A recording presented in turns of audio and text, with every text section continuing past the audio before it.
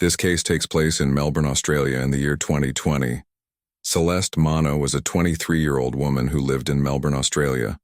She lived with her mother and younger brother, and she also had an older half-brother from a young age. Celeste was known for her kindness and vibrant spirit.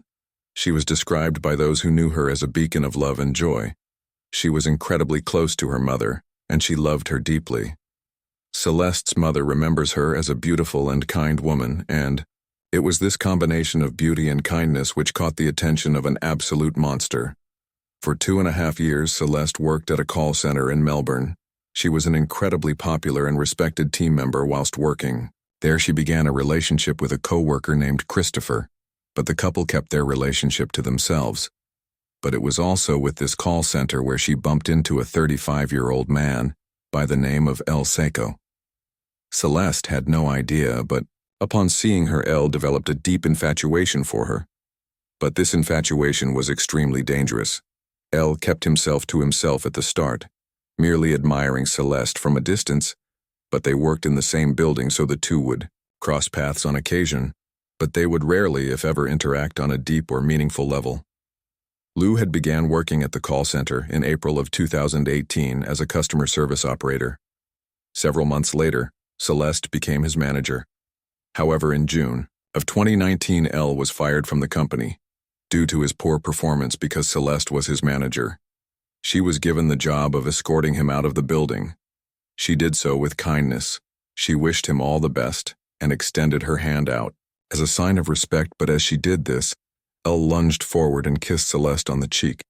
This was inappropriate enough, but the way he did this, it made Celeste feel deeply uncomfortable.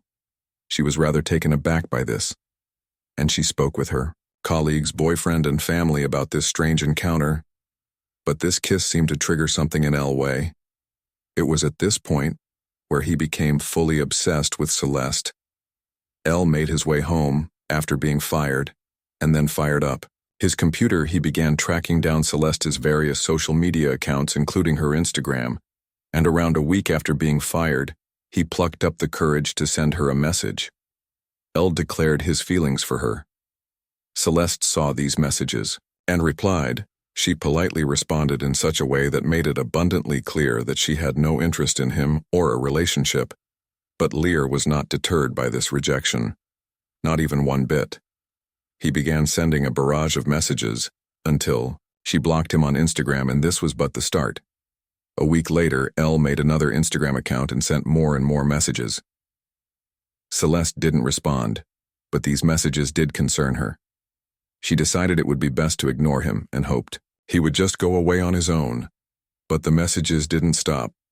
They kept coming and coming. El relentlessly declared his love, telling Celeste he wanted to be with her more than anything. Eventually she replied again, pleading El to cease all communication with her and just leave her alone. He was then once again blocked round and round in circles. El would make another account and get blocked, make another account, and get blocked again. It got to the point that Celeste's mother even sent him a message telling him to just leave alone. But the accounts and messages just kept coming. He then amped up his vile behavior in December of 2019. He sent Celeste a large number of explicit and derogatory messages. These messages contained detailed accounts of what he wanted to do with her. If he could have her in a room alone. Upon seeing how his tune had changed, Celeste began to fear for her own safety. She reported the matter to her work colleagues, who encouraged her to inform the police, and so she did just that. But one day Celeste was at her place of work and she looked outside of the window that led to the car park. There, sitting in a car watching, was El. Celeste and her family went to the police again. But nothing really was even done. It's worth noting right now for viewers, if someone behaves like this towards you, they are indeed on the path to murder. They are in a state of mind where they are already ready to kill. This continued for months. A whole year and 1 month passed by, and Lay was still continuing this disturbing behavior. On the 1st of July 2020, Celeste and her mother went to the police station again and reported the continued stalking. Celeste produced each of the messages which she had received, and finally a police officer took action. 2 days later, the courts granted a personality safety intervention order. otherwise known as a SIO, and this was handed to Lei. With this, all communication ceased, and there was a feeling of relief. Celeste hoped that this would now all be over, but it wasn't. On the 10th of August, 2020. Lei was arrested and questioned by the police. He admitted to repeatedly contacting Celeste from various Instagram accounts, but he arrogantly expressed that there was nothing illegal about his actions, and that sending these messages was therapeutic. For him, the police explained to him that these messages were causing a great deal of stress for Celeste and her family, to which he replied, if Celeste was that distressed by the messages, then she should have not read them and signed out of her account. Following the questioning and arrest, Lei was released from custody, pending further investigation. Meanwhile, this whole situation was indeed causing Celeste a great deal of emotional stress. She became deeply worried that something horrible would happen to her because Lei was known to look outside the call center in his car and watch Celeste. The call center created a safety plan for her. Other members of staff would escort Celeste to her car at the end of each shift. She even told multiple colleagues that she was scared that Ellie would one day kill her. Celeste had good reason to worry. On the 11th of August 2020, Celeste uploaded a photograph with her and her boyfriend and made this photograph her profile picture.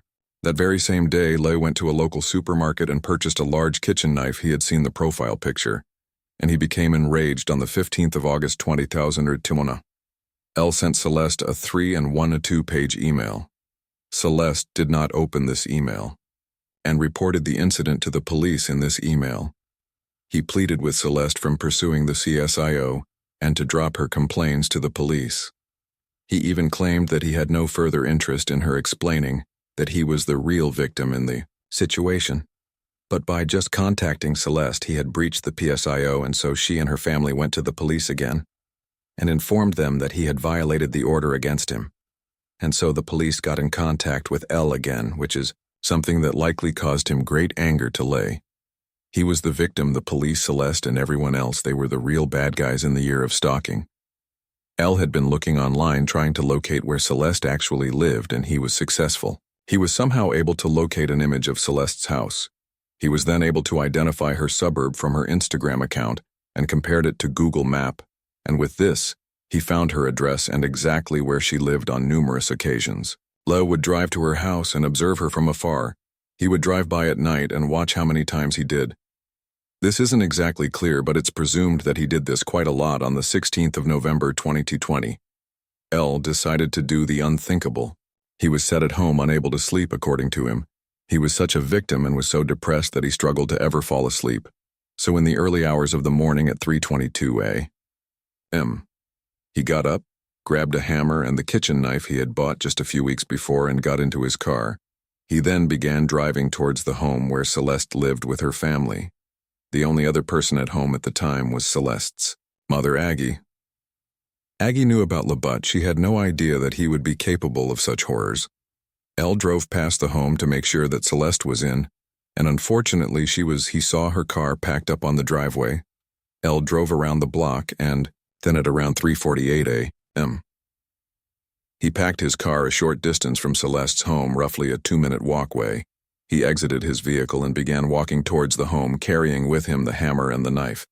It also seems that he was somehow able to tell which room Celeste was living in too, possibly by looking outside her home in the previous months. Elle jumped over the side fence and gained access to the backyard before proceeding towards Celeste's bedroom at the rear of the premises. Elle was now right outside her window, and Celeste was fast asleep, blissfully unaware that the man who had tormented her for over a year was now only meters away. Elle tightened the grip of his hammer, and with one large swing he smashed the window before climbing through. As he climbed through, jagged glass ripped through layers of his skin as he gained entrance to her bedroom. He was determined to get inside and get to her Celeste W, to see the man she feared the most.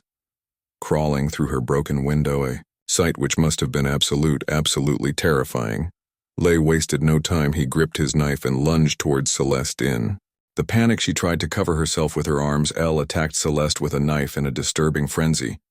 He was beyond crazed. He began stabbing her over and over again. Elle knew that Celeste's mother was inside the home, and it would only be a matter of time before she would check on the noise he made by smashing the glass in total. L stabbed Celeste over 23 times. He caused multiple sharp force injuries to her body, including to her chest, abdomen, back legs, arms, and scalp. She also suffered several defense-style wounds to her forearms and hands during the attack. Lowe had managed to stab her directly into the heart, and as quickly as L had come, he had gone after attacking Celeste. He dropped the knife on the bedroom floor and left via the broken window, again cutting himself open in the process. He then dropped the hammer in the yard, where it was later found by police. Lee had sustained several lacerations to his hands during the attack and had left a blood trail behind him leading directly back to his car. He had run back to his vehicle to flee the scene from pulling up, walking 2 minutes to Celeste's home, breaking the window, stabbing her, and returning to his car. Lei was only gone for a total of 2 minutes and 39 seconds. This whole attack had been unbelievably quick. Meanwhile, Celeste's mother had heard a loud crash and she went to investigate.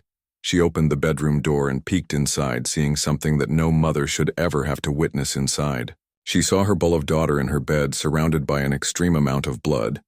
Celeste's mother said that she literally couldn't comprehend what she was seeing, and she attempted to help her daughter, but she struggled to lift her. From the bed, she then saw that the floor was covered with broken glass after attempting CPR. Her mother ran to her own bedroom and called 000. The call connected at 3:56 a.m.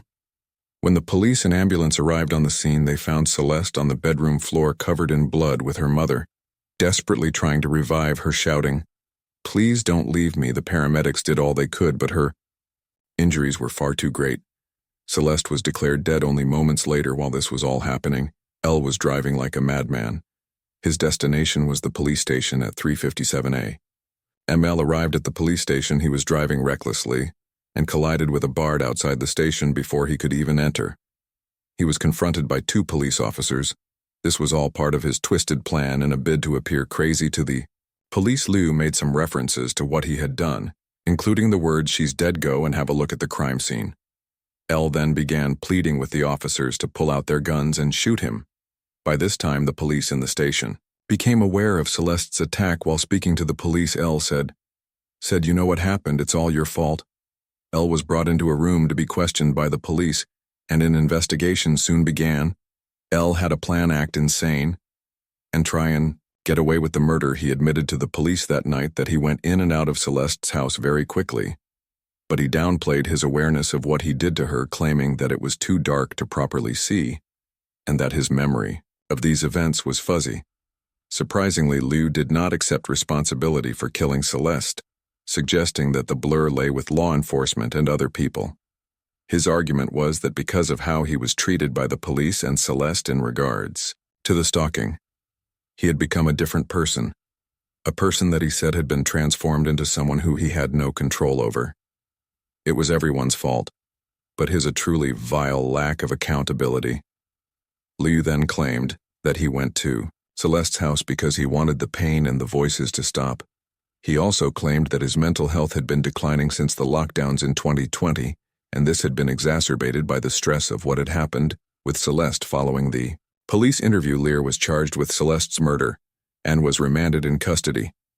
Liu was then assessed by mental health professionals as the legal proceedings began. During these proceedings, following the murder of Celeste, forensic evaluations were conducted. A forensic psychiatrist testified that L.E. had exaggerated symptoms of mental illness in an attempt to avoid trial.